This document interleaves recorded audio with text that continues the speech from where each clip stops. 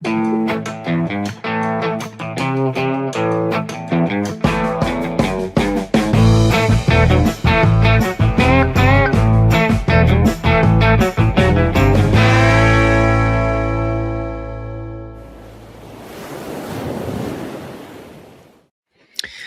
Inspire Tribe, my fellow freedom lovers. It's John Nolan here. Thank you so much for tuning in. It is Monday, February 16th, 2026, and we are going out of the matrix into prime reality. Thank you for joining us on the platforms. Thank you to a wonderful moderator, Ronnie, for joining us today. Unfortunately, Christine couldn't be here, so we're going to just try to make do. For a show that I like to do every now and then, this kind of show, because I know that we have viewers that have recently joined us, people that maybe haven't been here for a while, or people that have never heard me say such fundamental things about why we do what we do and what our vision for the future is. I think you deserve that. Every viewer does if you're investing time and being here with us.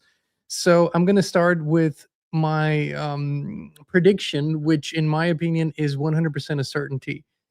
The future is a zero technology future for humanity. Okay, so I'm going to let that statement sink in. I know that actually. However, what I do not know is the timeline, and where it gets a little more foggy is how we get there. Those are two very different things. And I'm going to explain why I think that the future is zero technology and why this has been, for as long as I can think and for as long as I have spoken publicly, which is a few decades now, and had public outreach, this has also been my goal. And this is where I think we differ greatly from the vast majority of speakers out there. And I don't want to bash anyone or say they're wrong. I'm saying this is what I have felt from the get-go. This is where I think ultimately we will return to. The reason why this is so hard to imagine for most people is not because it is unnatural, not because there's not enough examples that we could study, because all of nature outside of the human world that we've created exists without technology. But because of the programming that we were born into, because of the world that we were birthed into, and because of the both dependencies and comforts that we have in this world. That's why it's so hard to imagine. When I speak about this, almost always the first reaction that people have is when I say, can you imagine a future without technology? I'm not saying more limited. I'm not saying let's cap where we are and not move forward, but no technology, especially electric and digital technology. And almost everybody will say no, that they can't imagine it, that they think it would be a regression for humanity and that we would be worse off. So let's play one scenario. If we were to turn everything off today, stop producing and just disable technology sort of very quickly, yes, that would be quite a detrimental phase for humanity. It would be very, very challenging and difficult and probably would result in catastrophe short term. So that's why those of us who know this to be the future and want this to actually be the future, we are using in full, like fully knowing what we're doing, using this as a means to work our way to it. If I look at all the technologies today, all of them are mimicking something that we know that we ultimately have as an ability, but most of us have either forgotten that we have it or have forgotten how to use it.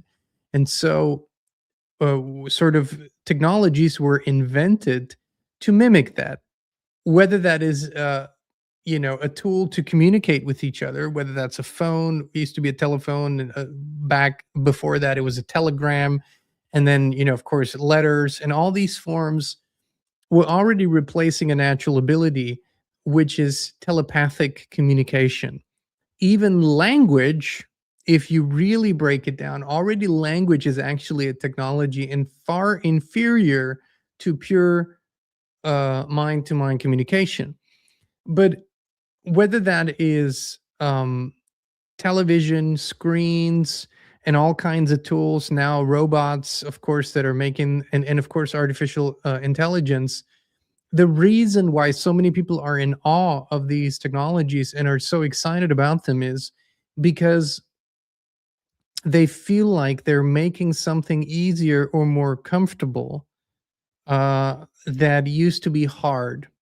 But we have to go way, way, way, way back and recognize something, that if, and this is the if, this is something that everybody has to sort of work out for themselves. But if you have a memory or a knowing that there is such a thing as intelligent prime creation, I'm specifically not calling it God because God has a lot of meanings and it can mean vastly different things. I'm not talking about a relative being like the God that most people accept as the God of this world, the God that they pray to is actually a personified relative being. I'm not talking about that. I'm talking about the prime source of all creation. If we, and maybe that's something you don't agree on, that's fine. But if you have a knowing or a belief or a memory that there is a prime intelligence creator, not personified, but a creative energy from which ultimately all of creation emanates, then we have at the same time, we must accept that everything that might be necessary to sustain life in that creation is implied in the creation. And even in our current world, which if we would go deep into analysis, we would find so many cascading problems like that are here because of bad choices a long time ago. But even in our world, as we observe nature, it is actually a fully self-functioning system that does not need anything to be added or taken away from the function. It is in and of itself a functioning system. We observe it today as a in our judgment as maybe a flawed system in terms of it requires some, it requires taking life to sustain life. We judge that, a lot of people judge that as a bad thing, necessary but sort of as a bad thing. And I think that is already a chain reaction of wrong or bad, erroneous decisions in a distant past. So, in my knowing, in my memory,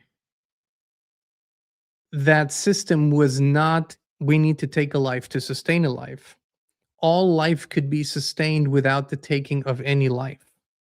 In other words, this is what people call paradise, if you will, in their imagination. Some call it heaven, some call it just a more primordial state of how creation was at one point.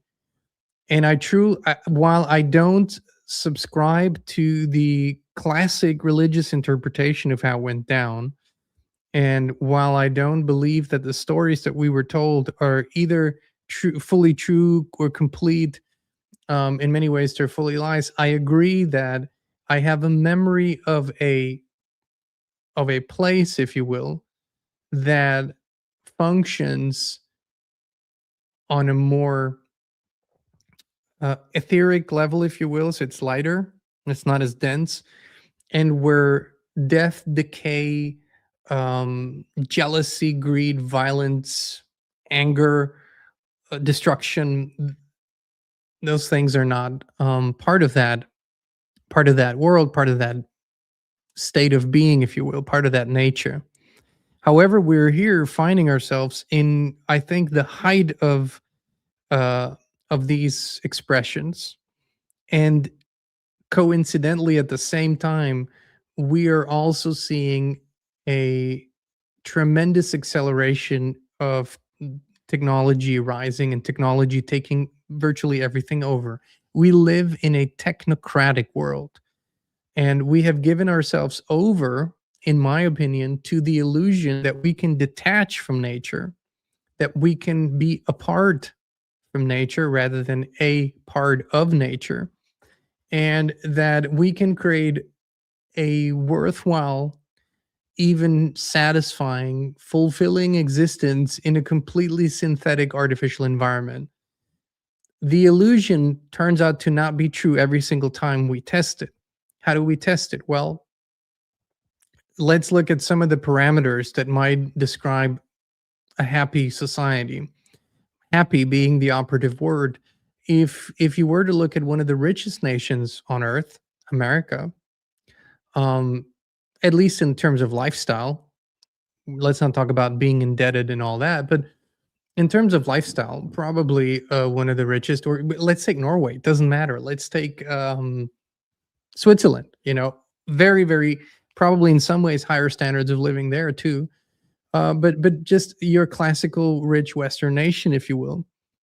And then you look at how many people are admittedly depressed, even after having achieved a lot of comfort, luxury, lifestyle, sort of checked off everything on the list, and still they have sadness, they have hormonal imbalances, they take medication, they self-medicate, alcohol, drugs, um, whatever other sex addictions, whatever.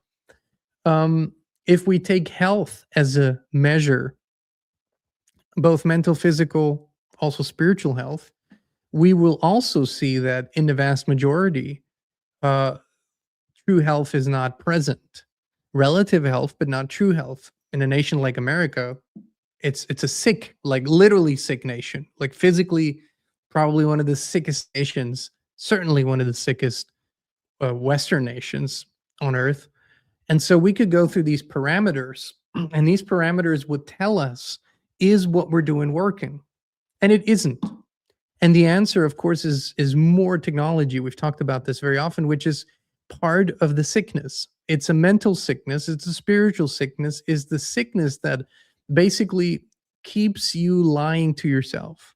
So we have lied to ourselves, collectively speaking. We're telling ourselves a false story of our past. We're telling ourselves that this is the pinnacle of our development when it really is not. We're sharing false history. We might not do it knowingly, and many of us don't have bad intentions, but that's what we know. That's what we've been taught. That's the story we know. And based on this story, we support, collectively speaking. Again, when I say we, I don't mean me. The world at large supports the direction, either by being passive or active. However, what is going to happen, and this is, for me, this is a certainty. It's one of the few things I'm really certain of, is in the short term, the bifurcation happens. We've talked about this. Many people already realize that's not the world they want to live in, that being in a synthetic technological environment, and by synthetic, I don't just mean digital technology, I mean cities, um, blacktop, skyscrapers, constant noise, electromagnetic frequencies, you name it, all the bells and whistles of this world, and people are realizing they don't want to be in that. Many are, and they are doing what they can with what they have where they are to improve their circumstances. So they're making choices to slowly but surely remove themselves from that, move to a more natural way of life. That's already happening, and has exponentially grown in the last years, unlike anything we've seen in 100 years, I would say. At the same time, the bifurcation is happening, and we talk about that too, where another segment of society is going all in on technology. No more restraints, no more restrictions, no more concerns about privacy, about surveillance, about the sort of the last frontier of the thoughts, the mind is being the last frontier that's protected. None of that matters anymore, as long as it artificially enhances their experience. Mostly, really, as long as it can give them a sense of distraction from all the darkness that they've seen and experienced, and they can have a technologically induced, more comfortable life. They're going all in on that. So in the short term, I see a bifurcation. And Both sides are going to have some problems with each other, right? I think the technological society will sometimes feel threatened by the other one, because it's an unknown. It's less known to them, and in a world that will know every threat and can measure it at any time because it can read every thought, that might be an unknown to them, and hence unknowns are usually something perceived to be dangerous. However, on the other side, for those who live that more natural life, the the expansion of the technocratic world in all areas will also seem like a threat and be a threat. So there's going to be that potential for conflict, and there will probably be some.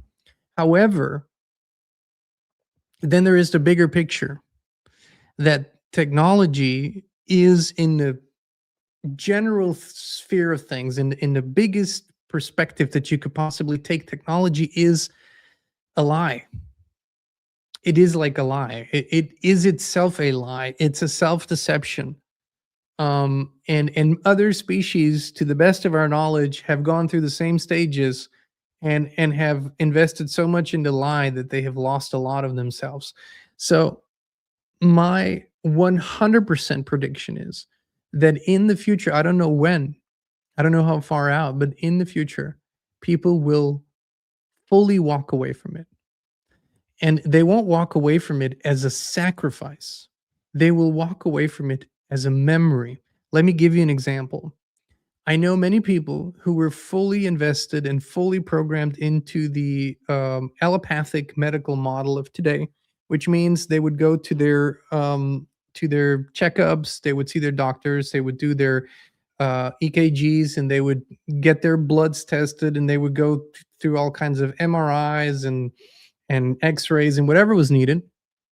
And they were using these technologies and these technological tools to monitor and maintain their health, or so they thought. They were also using artificial and synthetic pharmaceuticals to ail diseases or sickness or whatever. That's what they thought, anyways. I know so many people who fully walked away from that system and have gone completely into natural healing, meaning energetic treatments, natural treatments by naturopaths, grown remedies like herbs and other plants, breath work, you name it, but natural healing. So they have already removed themselves from the technocratic allopathic medicine system and have walked away from it fully and are living a different um a, living a different lifestyle. So they're already doing it and they're already willing to walk away. But see, for none of them has it felt like a sacrifice. They didn't feel like, I don't know anybody who feels like, oh my God, I had to give all this up to now live a more natural, healthy lifestyle here without all that. No, they've all seen in their eyes the truth in that system and have looked for where they were naturally called to look and found something much more profound and truthful. And I think it's going to be the same with all other iterations of technology. We're going to eventually remember more and more, and we are remembering more and more.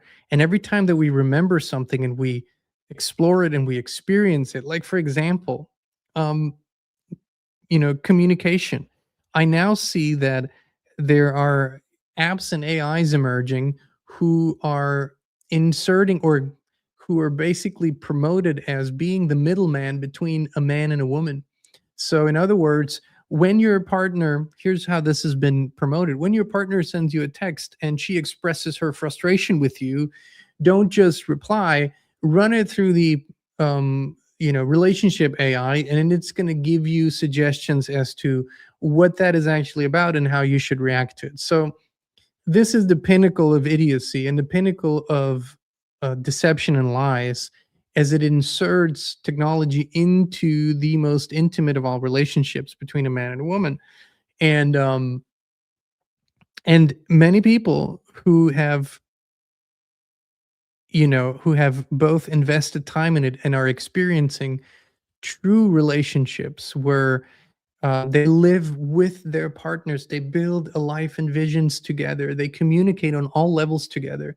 They are removing so much of the middlemen. So many tools of communication or so many interruptions of that. They're walking away from any and all technologies and are meditating together or practicing telepathy. I can tell you, from personal experience, Christine and I have practiced this for many years. We literally would sit next to each other and play a game where I would think of something, an object, and she would, just think of it and she would name it. And when you practice that for a while, it gets really, really easy, right? Some of you might know this or have experienced this.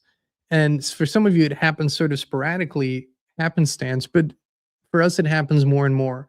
And what I have noticed is that through the years, even though we still own phones and when we're apart from each other, but we use these technologies so much less and in such different ways than we did before.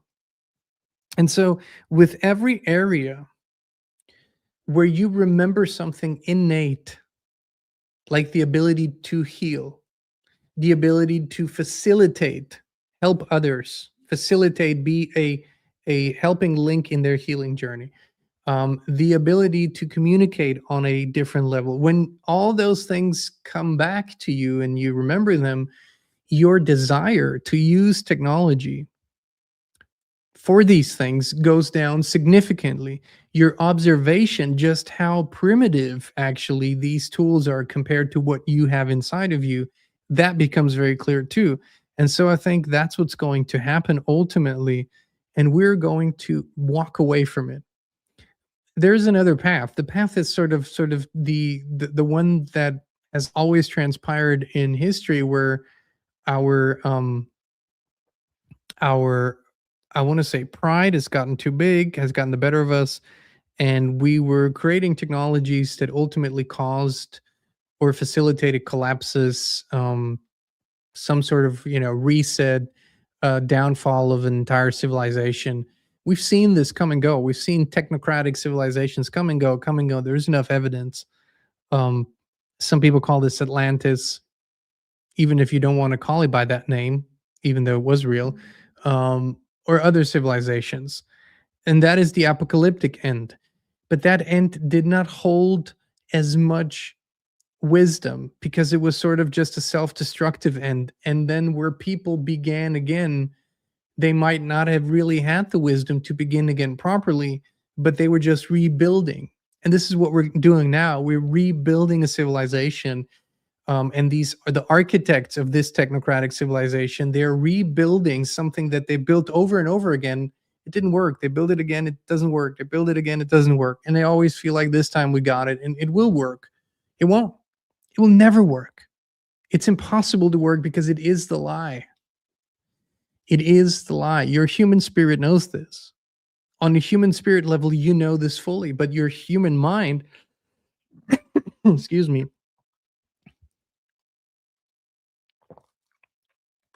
your human mind is in fear because you wonder, how are we going to travel? If we don't have planes and cars, how are we going to get places? If we don't have roads, if we don't have stores, how are we going to get things? Is everybody just going to be primitive again? Cavemen, farmers. That is all the fear images that we were given, right? Just like we were programmed to fear spiders, right? We were programmed to fear spiders. Now, granted, there are a few dangerous spiders, but so there's other, animal species that are dangerous. But we were programmed to fear spiders and snakes more than anything, and sharks. We were well, great whites, right? We were programmed, and so we believe it to be true, but it isn't true. We just believe it to be true. We believe that when we work on the vision of a technology-free world where we reunite with our true origins, where we live a truly harmonious life with nature, with true nature, that we lose comfort, happiness, entertainment, that we lose all these things. And that's why people are fearful of even thinking about it. But they're thinking about it from their current limited perspective rather than from the from the all-knowing perspective of spirit. And I have to sort of, be very honest here. Um, I have made a conscious decision to be as involved in this world as I am and as present in it, because that is the choice that I made to do what we do. That's the choice we made to do what we do. And it's a in some ways it is a very difficult one, because my spirit yearns for turning this off once and for all. But we're not there yet. We will get there, in my opinion, but we're not there yet. I also can say that this technology free future will happen within our lifetime, that we will actually see it happen. I don't think that's going to be the case. Um, but I do see sort of breakaway societies, small self-directed and self-reliant societies that are going to achieve a relatively beautiful level of life outside of technology. um the generation after that, for them it's probably going to be easier, because we are unlearning deprogramming. And when a generation is already birthed into a deprogrammed environment, it's infinitely easier for them, right? So this is a journey.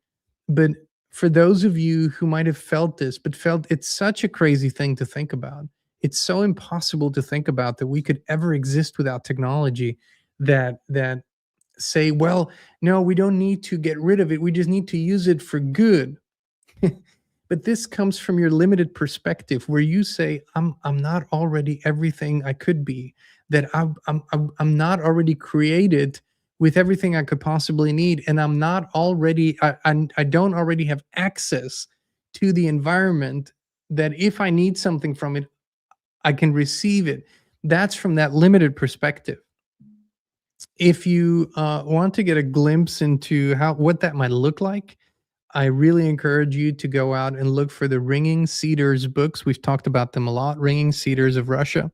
It's a book series, sold millions and millions of copies, has been heavily sort of fought specifically in the English speaking world. Here in America, they went out of print not because they weren't successful, um, but because of other reasons. And this book series gives you a very good overview and understanding of why we have gone down this route, why we believe that technology is necessary, and how wrong we are on that, and how infinitely superior we are to technology, and how we were ultimately created initially to be everything we could possibly ever imagine ourselves to be. So, I wanted to share this today because I think when people tune in, watch, or subscribe, or are part of this beautiful family here, they deserve to know what I, as the one, speaking to you so often, what I actually think, believe, and what I'm convinced of, and what my convictions are. And so I use technology today as a means to an end, with the full intention and knowing that we're going to ultimately walk away from that too when the time comes. I don't want to demonize it, in the sense that the faster that it's developing, the more people actually see how destructive it is to us and our human spirit. So it's all working the way that it's probably supposed to work. And that's sometimes difficult to acknowledge, but the faster and more intense an acceleration happens, the more clarity you can have on whether you want that or you don't want that. And a lot of people are getting a lot of clarity right now.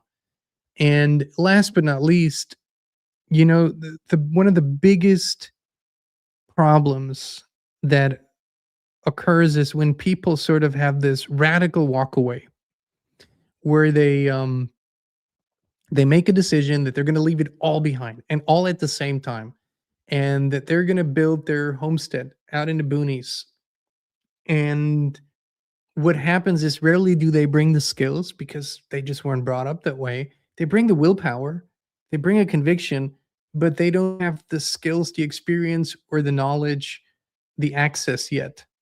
And so it is sort of my vision that we give ourselves permission to gradually walk in that direction and to first internalize and remember these abilities that we need and learn them again, and then sort of release the stuff from the technocratic world that we don't need any longer.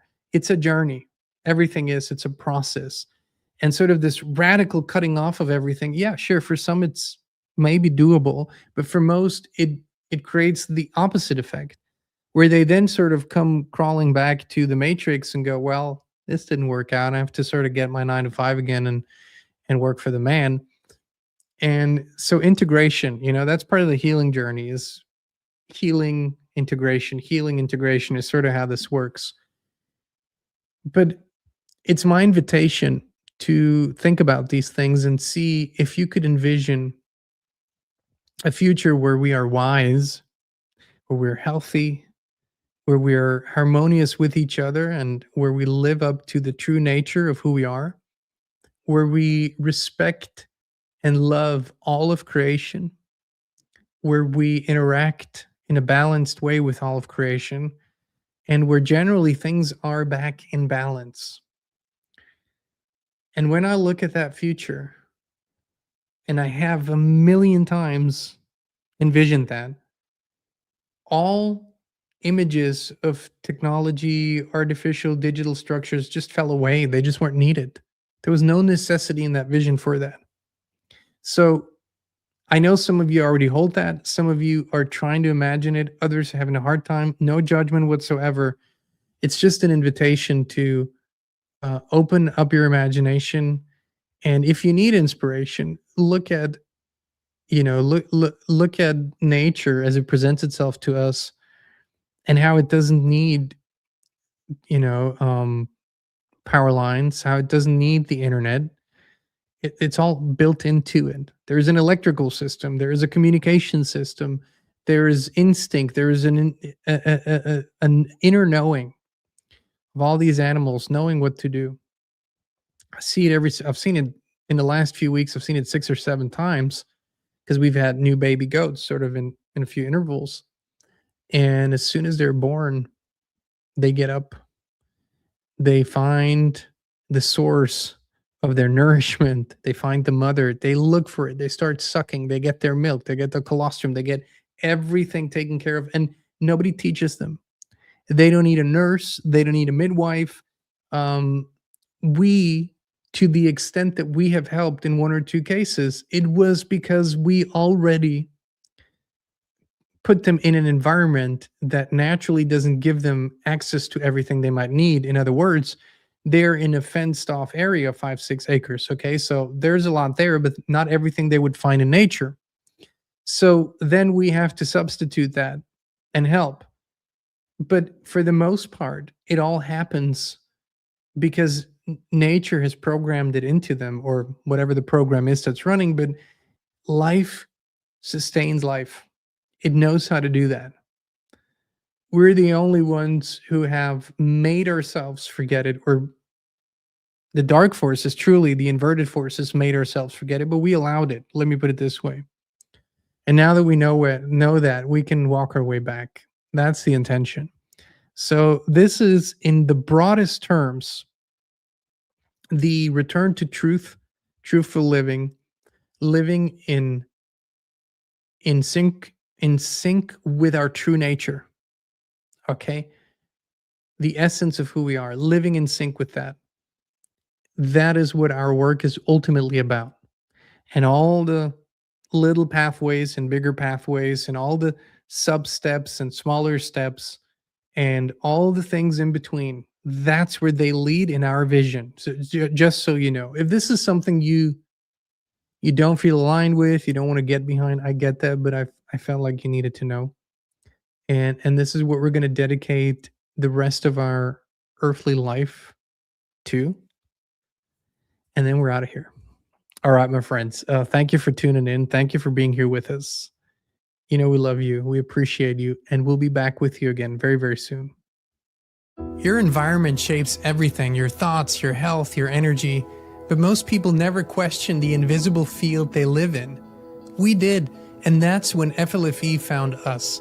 It's not a product, it's a field of pure life force energy that lifts everything it touches. We now live in it 24/7, and we would love to invite you to experience it too. Start your free 15-day trial now. No pressure, no strings attached. Just the truth, resonance, and peace.